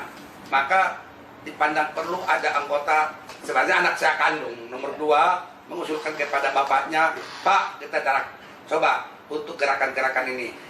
Peradin tidak perlu turun ke lapangan, nggak perlu turun ke medan, biarkan lembaga konsentrasi bekerja. Saya dirikanlah, saya akan mau mendirikan Gradin, gerakan saya, Gerakan Advokat Indonesia. Gerakan advokat yang konsentrasinya untuk Sebagai laboratorium untuk politik hukum. Ya. Kalau tadi kan ini wanita, gerakan Gradin lebih mencit lagi dia untuk membidangi laboratorium politik hukum. Baik politiknya maupun hukumnya. Itulah yang demo-demo yang segala macam itu yang bergerak. Gerakan keadilan lah berarti. Keadilan.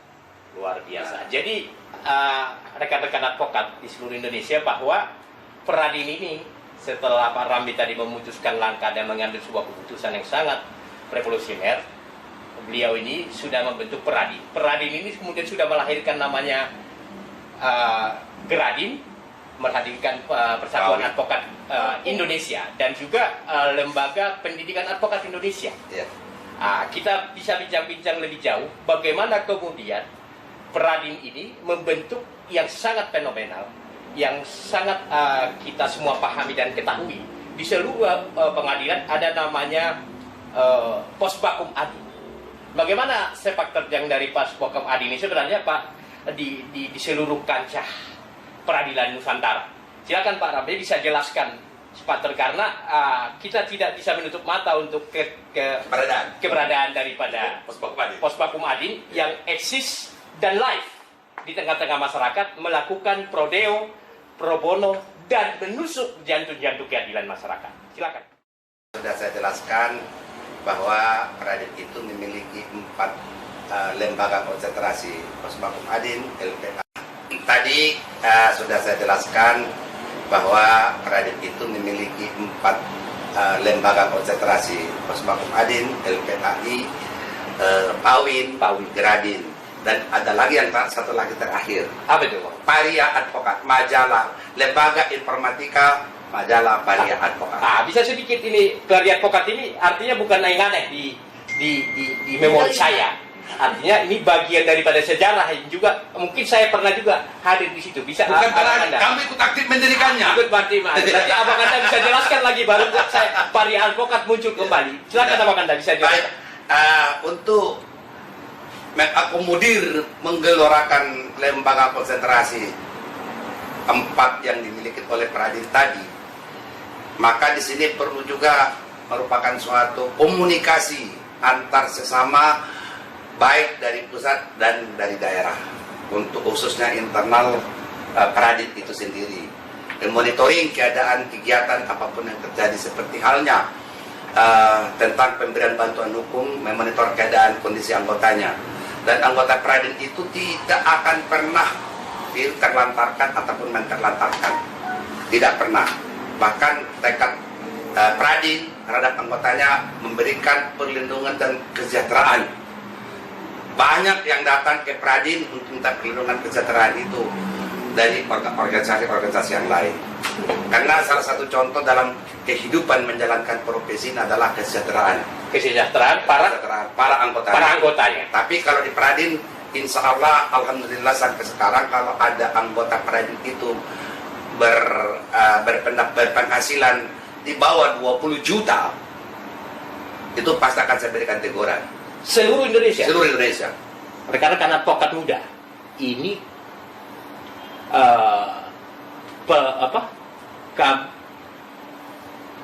bantuan hukum Adin, Posbakum Adin ini memberikan 20 juta gaji bukan gaji, Honorarium. di seluruh Indonesia. Dan kalau tidak memenuhi 20 juta, maka akan dipecat. Luar biasa, di seluruh Indonesia.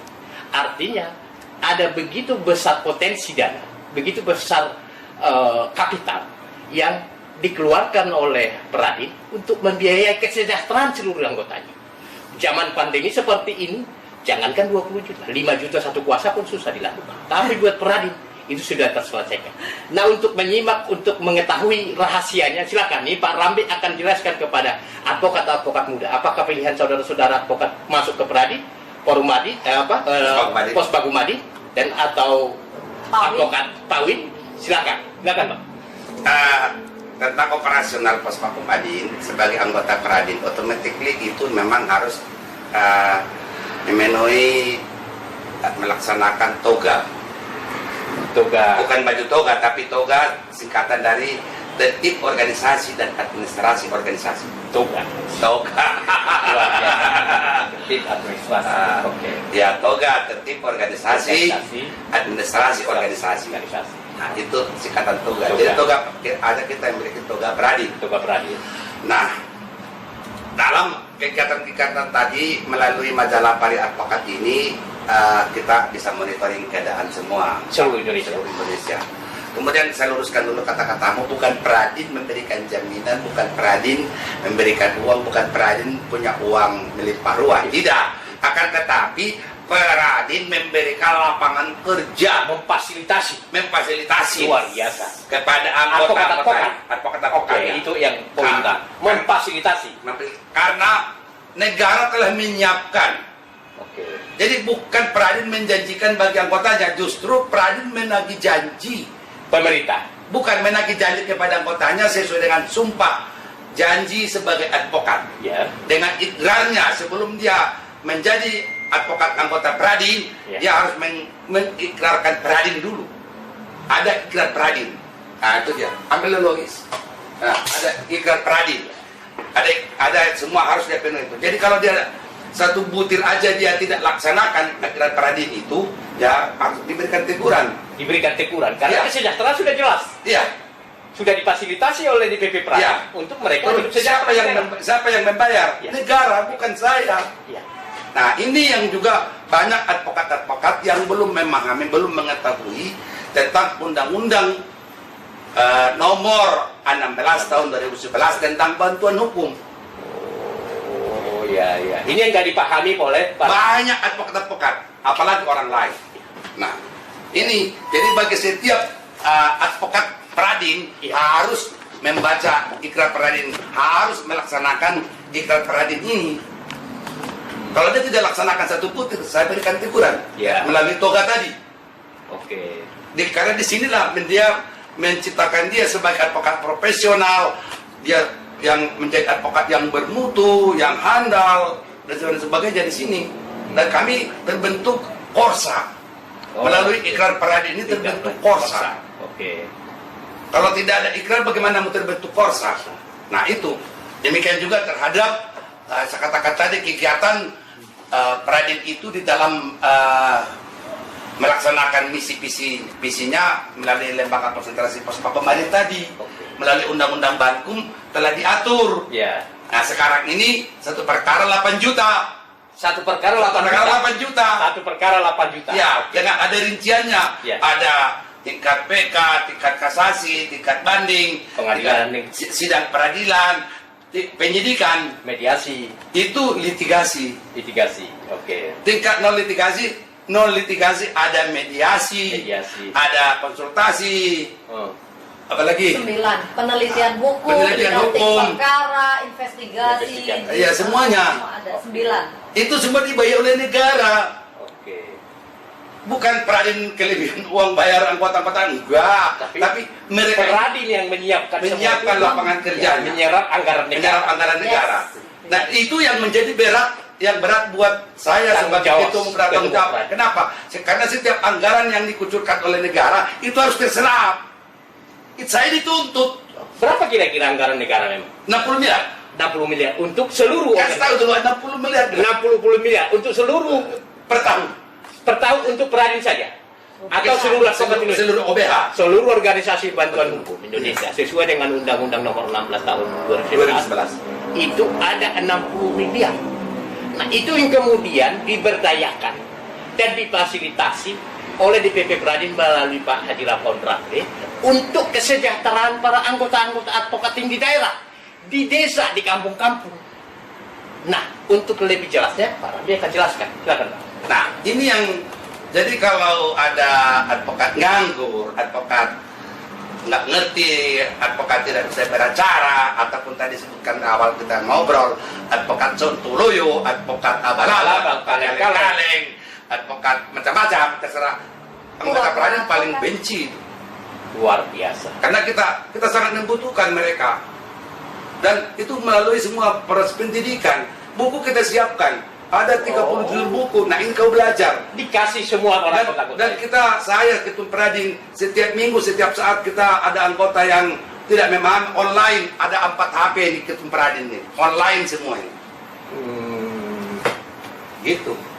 Ada buntu ataupun ada kurang menguasai dalam buku itu karena adalah karangan saya sendiri, langsung saya jelaskan anggota semua. Itu seluruh Indonesia. Seluruh Indonesia. Dan itu dibagikan secara cuma-cuma kepada seluruh anggota daripada. Ya, terus kemudian yang tentang teknik penyerapan anggaran tadi itu tidak pernah by hand, tidak pernah melalui tangan ke tangan. Terus Langsung muncul ke rekeningnya mengarah si tinjak. Selesai kamu hari ini, kamu dapat putusan istilahnya petikan putusan. Petikan putusan, kamu foto di HP-mu, kirim langsung Sitbankum, tunggu beberapa jam kemudian, kling masuk uang itu ke rekeningmu. Bukan ke saya, bukan ke DPP, bukan, tapi demi kesejahteraan para anggota. Saudara-saudara advokat, rekan-rekan advokat yang tidak dapat klien, tidak ada penandatanganan kuasa, saatnya saudara menentukan pilihan untuk masuk ke Pradin. Karena memfasilitasi pendidikannya, memfasilitasi bagaimana Anda terdidik, menangani kasus-kasus, memfasilitasi Anda juga untuk kedapatan kesejahteraan, untuk biaya-biaya dapur. Tentu istri tidak akan menjadi mengkomel tiap hari, karena Pradin memberikan solusi. Ya, betul. Silakan. Jadi ada pembayaran itu semua anggota seluruh Indonesia ini, tapi kata ada manajemennya, mekanismenya. Tapi artinya saya tidak pernah melihat uang sepeser kapir sampai sekarang itu. Nah, berapa kira-kira yang dari seluruh Indonesia yang sudah terserap anggaran negara? Jangan untuk Pradin. Jangan bilang 90% dari 60 miliar. 90%. Karena pos bakum Adin yang paling banyak terakreditasi. Saudara, rekan-rekan advokat, 60 miliar per tahun. Serapan dianggarkan oleh anggaran belanja negara APBN. Dan itu adalah untuk pos bakum, untuk bantuan hukum seluruhnya. Namun 90% dari 60 miliar terserap oleh pos bakum Adin. Bagaimana strategi, bagaimana syarat-syaratnya, dan apa yang harus dilakukan? Silakan datang dan berkonsultasi dengan Haji Lapon Rambe. Silakan Bang, bisa jelaskan. Bukan hanya itu, bukan hanya tadi. Itu hanya satu sumber. Sumbernya ada 5. Apa itu lagi Bang? Nah, ini yang lebih sedap. Sumber dana. Bukan hanya dari. Bukan. APBN tadi. Bukan hanya itu. Silakan Bang, jelaskan. Sumber dana bantuan gratis itu. APBN, APBD provinsi, APBD kabupaten kota, hibah tidak terikat, di Mahkamah Agung. Di Mahkamah Agung kamu ini. Iya, Mahkamah Agung. Iya. Yang tidak terikat tadi apa itu? Hibah tidak terikat. Dari negara atau dari ya, dari negara bisa, dari mana-mana bisa. CSR dari perusahaan. CSR dari perusahaan, berarti enggak? Enggak. 5. Hibah tidak terikat. Itu dapat. Di Mahkamah kita dapat. Piket, memang anggota aku kamu lihat piket yang dibayar dulu nggak dibayar. Dibayar itu 100.000 per jam. Oleh negara, oleh pengadilan. Kamu ini jangan kau bikin gereja anak buahku itu di sana. 100.000 per jam. Minimal 2 jam 1 hari harus wajib. Udah tahu kamu kan? Advokat Indonesia tidak tahu kan? Makanya jangan terkontaminasi karena kekerenan orang. Lebih baik seperti Ketum Pradin, Advokat Lapon Rambe, low profile.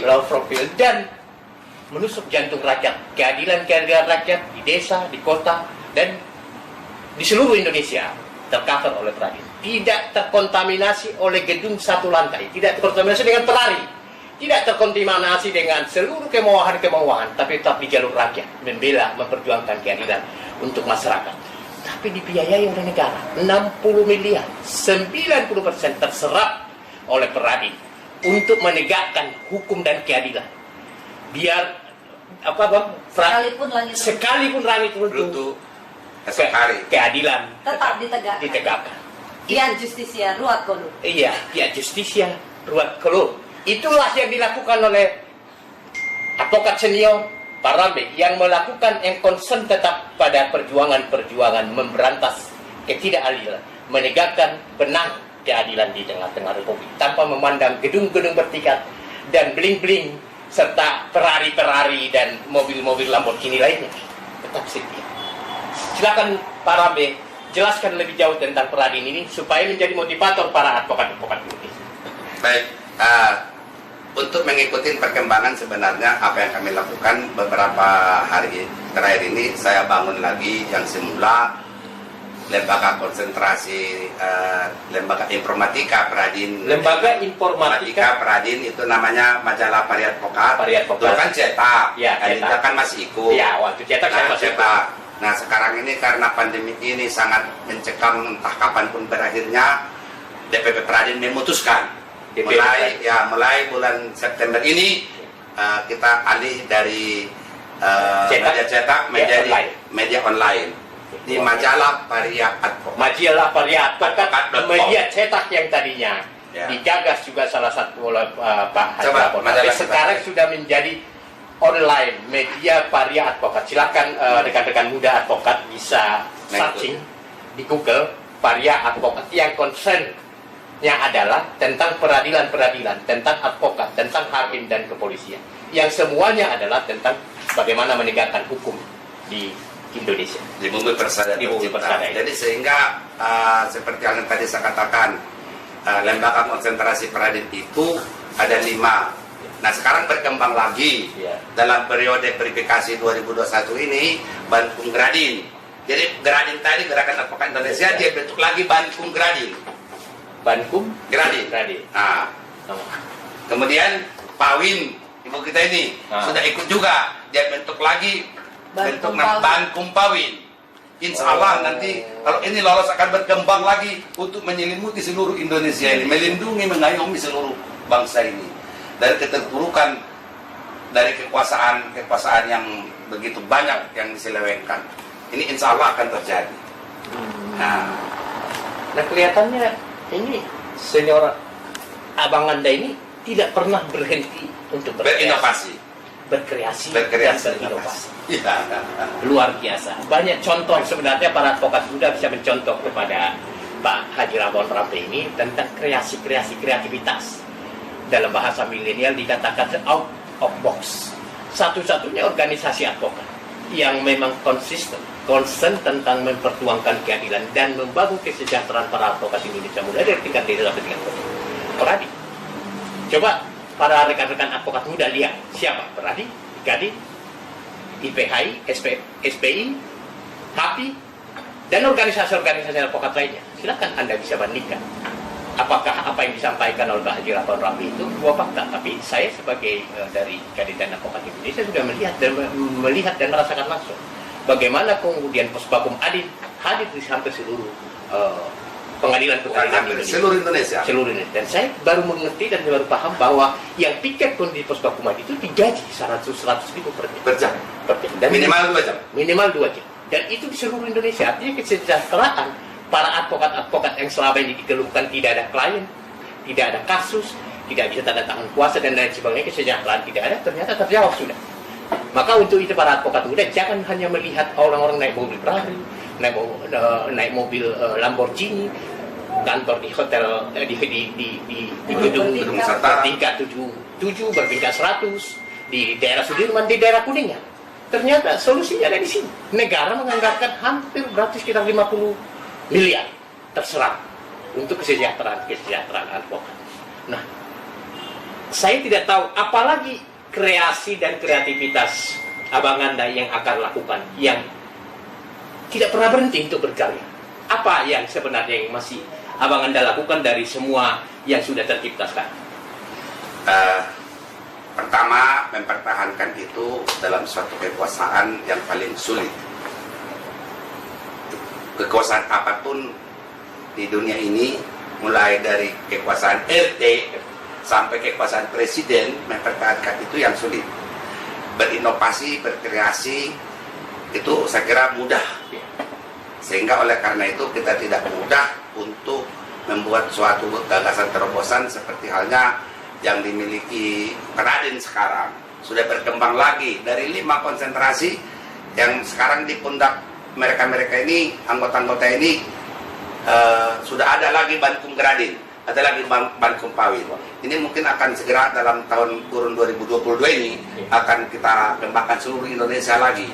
Jadi ada Puspakum Madin berendengan dengan Bankum Gradin, berendengan dengan Pawin, saling sinergi sehingga nanti masyarakat itu sangat terbantu di tengah-tengah pergulatan kehidupan bermasyarakat berbangsa untuk penegakan hukum. Karena kalau hanya satu lembaga saja kita akan berikan pelayanan, tidak ada rival, tidak ada saling koreksi, tidak ada keseimbangan, sehingga ini kan membawa suatu ketimpangan. Nah, ini oleh karena itu kepada Bankum Gradin, kepada Bankum Pawin ini supaya segera menyusul saudara-saudaranya Puspakum Adin. Karena Puspakum Adin ini kan semua itu kita yang ada di dalamnya adalah anggota Gradin. Nah, kita akan berdayakan seluruh ini.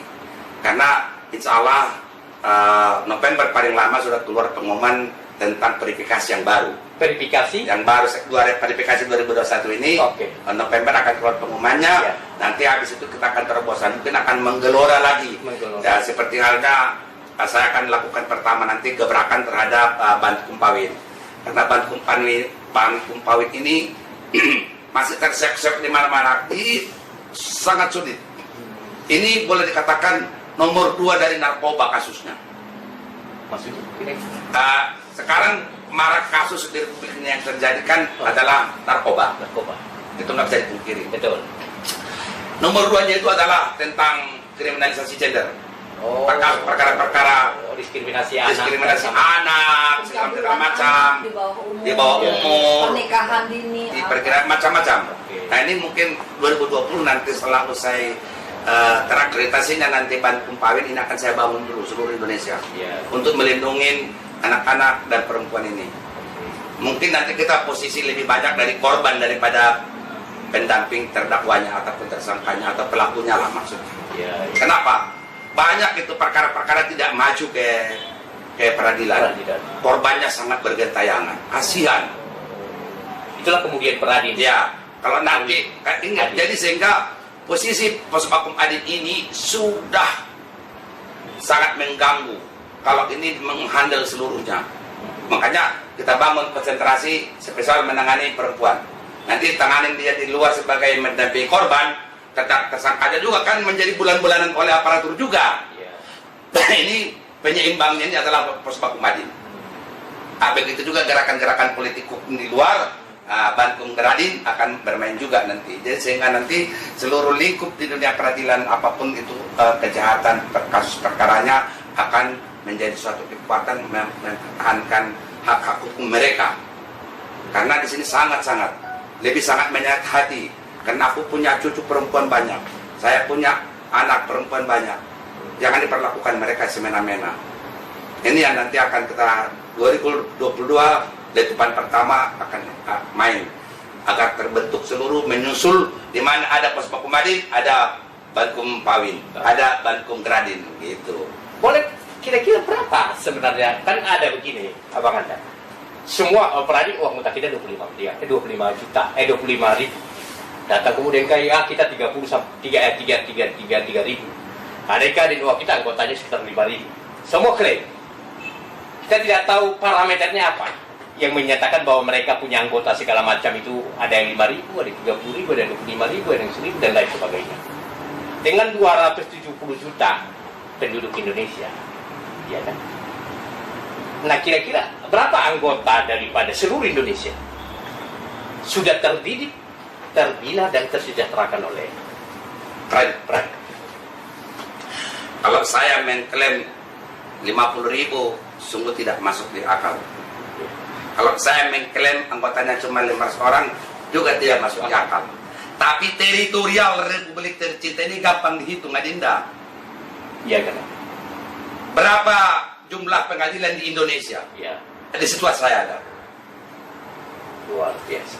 Jadi berarti jumlah pengadilan di Indonesia, pengadilan negeri, pengadilan agama, pengadilan TUT, pengadilan militer, peradilan ikan, peradilan perikanan, peradilan niaga, peradilan itu kita ada semua. Itu akumulasi semuanya itu adalah 1.300 pengadilan kita sekarang yang memiliki. Di luar MK, di luar Mahkamah Pelayaran. Masih ada lagi peradilan-peradilan di luar pengadilan yang 1.300 itu. Seluruh Indonesia, karena kabupaten kota berkembang semuanya. Itu kita di sana ada. Dan setiap Puspom-Madin wajib punya personil 15 orang. Luar biasa. Rekan-rekan advokat, bukan persoalan jumlahnya berapa.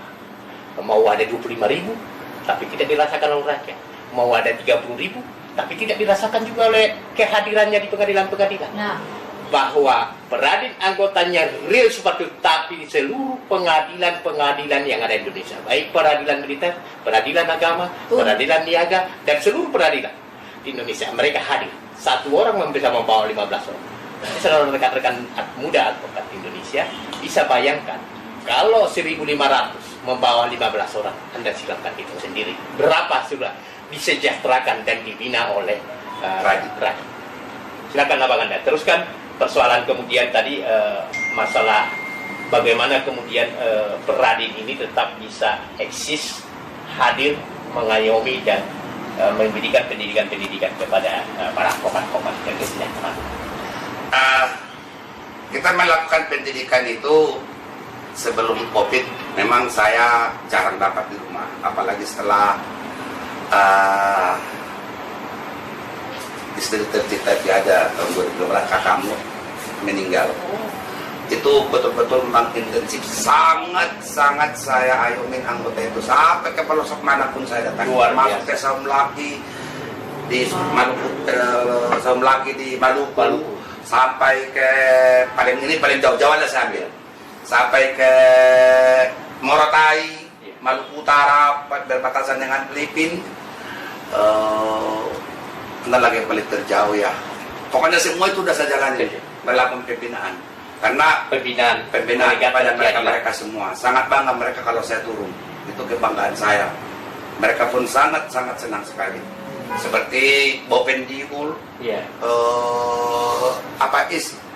yang ikut verifikasi baru ini, yang di Papua itu, Papua Barat, Papua sekarang itu sudah ada.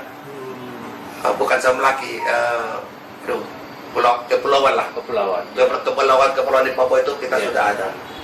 Saya bangga mengunjungi mereka. Saya lebih bangga mengunjungi mereka ke pelosok daripada melihat Puspom Adin Jakarta Pusat, Jakarta Barat, malah nggak pernah saya injak. Tapi kalau saya pergi ke daerah itu paling suka. Artinya bangga mereka dan pun sangat membanggakan mereka. Dan mereka itu sangat antusias kita berikan pembinaan. Dan saya selalu memberikan semangat kepada mereka, dan karena yang serapan antara itu bukan uang dari mana-mana, tapi adalah uang negara, adalah uang diambil dari uang rakyat, ya itu kita harus bertanggungjawabkan, bukan hanya dipertanggungjawabkan di dunia ini, tapi sampai ke akhirat sekalipun kita harus bertanggungjawabkan. Apa mimpi Kakanda yang belum tersampaikan tadi? Dengan segala aktivitas dan semua lembaga yang sudah terbina dan terbentuk itu. Impian saya sesungguhnya cuma satu. Kembali awal tadi kita berbincang-bincang itu, sebelum aku meninggalkan dunia panah ini, hanya aku dambakan kalau bisa segera dibentuk Mahkamah Advokat Indonesia. Karena bagaimanapun itulah yang saya wariskan kepada generasi saya nanti, bahwa advokat itu solid dan berbobot serta benar-benar mempunyai suatu pandangan objektif, positif, segala macam terhadap profesi ini akan dapat terjawab di sana.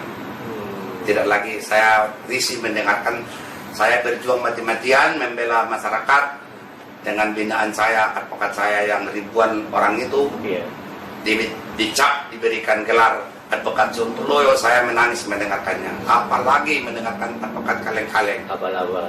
Advokat abal-abal itu saya mendengar langsung dari pimpinan Mahkamah Agung waktu kami ada audiens ya kopi morning apapun sebutannya acara lupa saya.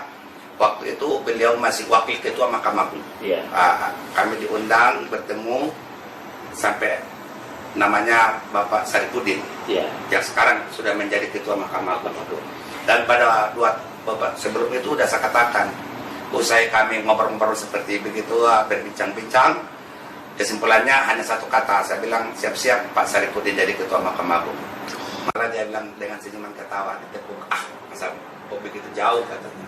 Lalu kami yang perbincangkan, dia minta maaf kepada kami pihak DPP Peradin waktu itu, mengucapkan kata-kata yang tidak enak. Dia minta maaf 3 kali. Iya. Yang 4 kali saya jawab, silakan Pak Wakil Ketua Mahkamah Agung. Saya ucapkanlah apa yang mau diucapkan ini. Iya. Dia ucapkan. Sekarang kami marak mendengarkan advokat abal-abal. Bagaimana kondisi, bagaimana pendapat pengurus-pengurus Peradin yang hebat-hebat ini untuk memulihkan nama itu kembali kepada advokat profesional, bukan advokat abal-abal. Ucapan beliau lah pertama kali saya mendengar kata-kata advokat abal-abal. Oh. Itu 2018 ya, Erlin. Iya, Pak. Waktu kita dengan Wakil Ketua Pak Saripudin, yang dia bilang kata-kata abal-abal itu 2018. Tanggalnya pun saya lupa, 24 Agustus 2018. Waktu kami ketemu di sana, tim pimpinan Mahkamah Agung, tim pengurus DPP Peradin, dialog terjadi, itulah antara lain bahasan kami bahwa beliau sangat prihatin ada gelar baru di tubuh profesi advokat. Nah, dengan dia minta maaf 3 kali, dia menyebutkan bahwa advokat profesional telah berubah, ada tambahan gelar di belakang advokat abal-abal. Saya sangat sedih mendengar, tapi walaupun demikian saya ketawa dan senyum. Nah, oleh karena itu saya kira, menurut pendapat saya, pesan kepada teman-teman para advokat senioren, mungkin saya lebih bodoh daripada bodoh, yang pintar-pintar tolong saya harapkan, ayolah kita wujudkan undang-undang advokat itu hanya satu kata dalam satu bentuk kalimat, Mahkamah Advokat Indonesia. Jadi seluruh organisasi advokat Indonesia bersatulah untuk membentuk Mahkamah Advokat Indonesia. Itu yang disampaikan oleh Pak Haji Rahman Rambe mengatasi solusi atau resolusi konflik yang terjadi saat ini. Nah, untuk para advokat-advokat muda, apa pesan dan kesan yang Abang Anda mau sampaikan? Baik, kepada anak-anakku, adik-adikku advokat muda yang ada sekarang, saya harapkan jadilah advokat profesional, belajarlah yang sesungguhnya. Bila mana ada hambatan kendala, implementasikanlah undang-undang advokat itu sendiri, dengan laksanakanlah mandatori undang-undang Bankum, karena semua profesi advokat di dunia ini adalah memulai dari yang kecil, bukan langsung besar, bukan langsung memperoleh berpenghasilan banyak ataupun besar, tapi harus memulai mungkin dengan apapun profesinya berpenghasilan kecil. Karena di sini dalam profesi advokat ini menurut pengalaman saya hampir mencapai setengah abad, hanya satu kata, menjaga 4 huruf adalah nama. Nama kita baik dalam pengabdian, walaupun kadang-kala perbuatan pekerjaan kita tidak mengena di hati orang, tapi kalau nama itu dijaga, kan pasti akan terjadi perubahan. Yang terakhir adalah hakul yakin, menjalankan profesi advokat ini bukanlah semata-mata mencari nafkah ataupun mengumpulkan harta sebanyak-banyaknya, tapi semua ini adalah ibadah. Terkhusus kepada advokat Kristiani, ingat bahwa Yesus Kristus itu juru selamat bila kau melakukan pekerjaan sesuai dengan janjimu kepadanya, niscaya kau akan diberikan anugerah dan karunia yang paling terbesar. Demikian. Puji Tuhan. Haleluya. Terima kasih rekan-rekan advokat di seluruh Indonesia, advokat Indonesia, bahwa tekanan tadi ke advokat muda adalah pertama, pengabdian profesi advokat adalah sebuah ibadah. Kedua, jaga nama baik yang akan dibawa sampai ke akhirat dan ke cucu, anak dan cucu. Ketiga adalah jangan sampai pernah mengkhianati profesi dengan melakukan kiri kanan oke atau bermain di dua kaki. Keempat adalah membangun tidak seperti langsung panen. Membangun adalah seperti menanam padi, memupuknya, kemudian baru pemanennya. Jangan segampang membalikan tangan. Yang itulah kira-kira poin yang disampaikan oleh Pak Rampe kepada generasi-generasi. Terima kasih. Salam Advokat Indonesia.